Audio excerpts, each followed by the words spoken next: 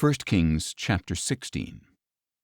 Then the word of the Lord came to Jehu son of Hanani against Baasha, saying, Even though I lifted you out of the dust and made you ruler over my people Israel, you have walked in the way of Jeroboam and have caused my people Israel to sin and to provoke me to anger by their sins. So now I will consume Baasha and his house, and I will make your house like that of Jeroboam son of Nebat. Anyone belonging to Baasha who dies in the city will be eaten by dogs, and anyone who dies in the field will be eaten by the birds of the air.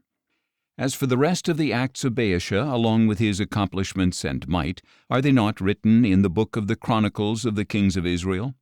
And Baasha rested with his fathers and was buried in Tirzah, and his son Elah reigned in his place. Moreover, the word of the Lord came through the prophet Jehu, son of Hanani, against Baasha and his house, because of all the evil he had done in the sight of the Lord, provoking him to anger with the work of his hands, and becoming like the house of Jeroboam, and also because Baasha had struck down the house of Jeroboam. In the 26th year of Asa's reign over Judah, Elah, son of Baasha, became king of Israel, and he reigned in Tirzah 2 years.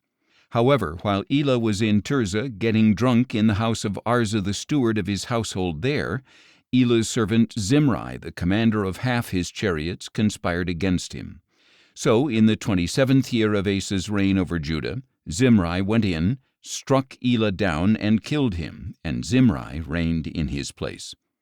As soon as Zimri began to reign and was seated on the throne, he struck down the entire household of Baasha. He did not leave a single male, whether a kinsman or friend. So Zimri destroyed the entire household of Baasha, according to the word that the Lord had spoken against Baasha through Jehu the prophet. This happened because of all the sins Baasha and his son Elah had committed and had caused Israel to commit, provoking the Lord, the God of Israel, to anger with their worthless idols. As for the rest of the acts of Elah, along with all his accomplishments, are they not written in the book of the Chronicles of the kings of Israel? In the 27th year of Asa's reign over Judah, Zimri reigned in Tirzah for 7 days.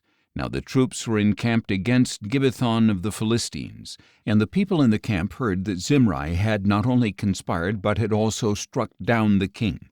So there, in the camp that very day, all Israel proclaimed Omri, the commander of the army, king over Israel. Then Omri and all the Israelites marched up from Gibbethon and besieged Tirzah. When Zimri saw that the city was captured, he entered the citadel of the royal palace and burned it down upon himself. So he died because of the sins he had committed, doing evil in the sight of the Lord and following the example of Jeroboam and the sin he had committed and had caused Israel to commit. As for the rest of the acts of Zimri and the treason he committed, are they not written in the book of the Chronicles of the kings of Israel? At that time the people of Israel were divided. Half of the people supported Tibni son of Ginath as king, and half supported Omri. But the followers of Omri proved stronger than those of Tibni son of Ginath. So Tibni died, and Omri became king.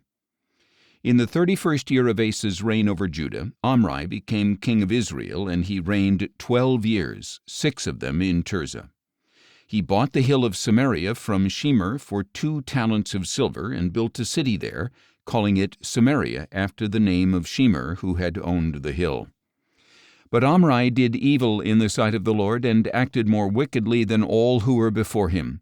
For he walked in all the ways of Jeroboam son of Nebat, and in his sins, which he caused Israel to commit, provoking the Lord, the God of Israel, to anger with their worthless idols. As for the rest of the acts of Omri, along with his accomplishments and the might he exercised, are they not written in the book of the Chronicles of the kings of Israel? And Omri rested with his fathers and was buried in Samaria, and his son Ahab reigned in his place.